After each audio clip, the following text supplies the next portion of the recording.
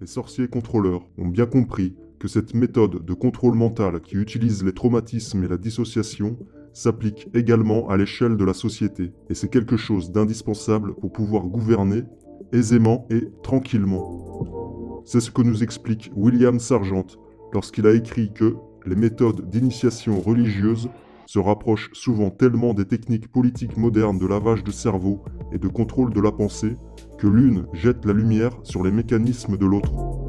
Ordo ab chaos. L'ordre naît du chaos. Telle est la devise de la franc-maçonnerie, mais c'est aussi le cœur des secrets alchimiques. Cette formule peut être à la fois utilisée pour réaliser la perfection du côté du bien comme du côté du mal.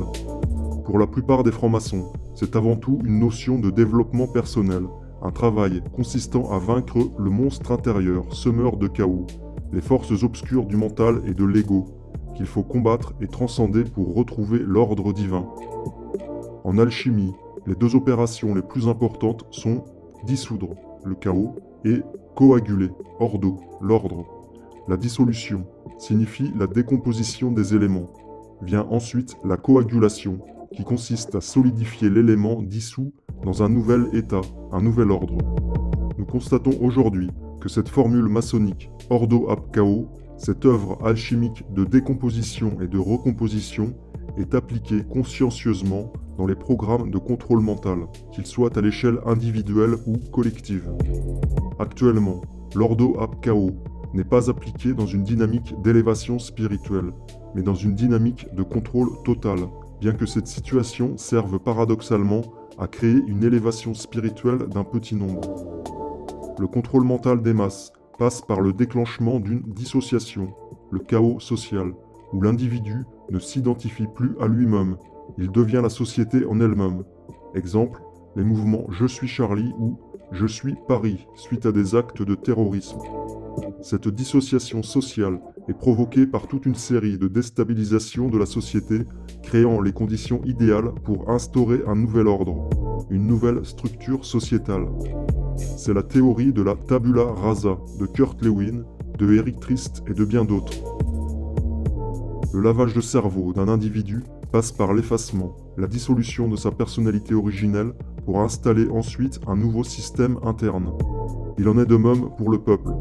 Détruire ses racines, ses valeurs, ses traditions, ses croyances, sa famille, jusqu'à sa notion d'homme ou de femme, avec la théorie du gender. Tout ceci afin d'obtenir une masse totalement dissociée, déconnectée, sans repère, infantilisée et malléable à souhait. Le but étant de pouvoir aisément construire un nouvel ordre mondial. La devise, qui consiste à créer du chaos pour pouvoir établir un nouvel ordre, est appliquée, comme nous l'avons vu dans le chapitre 7, sur les sujets MK monarques, qui auront fatalement besoin du programmeur pour pouvoir à nouveau fonctionner suite au chaos psychique volontairement créé chez eux par les traumatismes. Cette formule, telle une fractale, nous la retrouvons à grande échelle dans le chaos sociétal actuel. Pour pouvoir à nouveau fonctionner suite au chaos qui se dessine inéluctablement, la société, dans un stress post-traumatique généralisé, aura besoin des sorciers contrôleurs, les programmeurs de grande échelle, pour se rétablir et à nouveau fonctionner dans un nouvel ordre mondial, avec une religion mondiale luciférienne. C'est le projet en cours, et comme nous l'avons vu, les codes de cette sous-culture luciférienne imprègnent peu à peu les masses populaires profanes, psychologiquement canalisées vers ce nouvel ordre mondial. Un nouvel ordre dans lequel les peuples et les cultures traditionnelles, l'ancien monde, se seront totalement dissous. Il s'agit de l'œuvre babylonienne, une programmation mentale à l'échelle mondiale, avec le transhumanisme à la clé. Le transhumanisme prônant l'usage des sciences et des technologies afin d'améliorer les caractéristiques physiques et mentales des êtres humains, allant même jusqu'à considérer la vieillesse comme une maladie.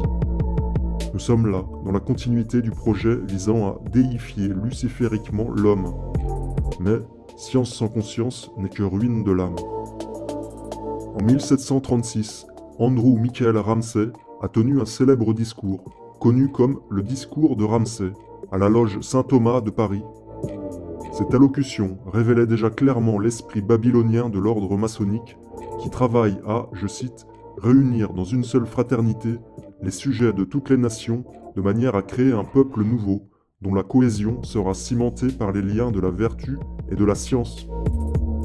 Ceci se déroule actuellement sous nos yeux, et c'est quelque chose qui est aujourd'hui plus que jamais visible et compréhensible, malgré le chaos ambiant qui masque les véritables enjeux spirituels. Nous sommes nés et nous baignons dans cette matrice, à tel point que nous n'en discernons même pas les tenants et les aboutissants. Il existe donc un véritable combat entre deux étendards, le combat de la cité terrestre contre la cité céleste, entre Babylone, la cité de Satan, et Jérusalem, la cité de Jésus-Christ, le monde du péché contre le monde de la grâce. Il va sans dire qu'un choix est à faire face à cette situation.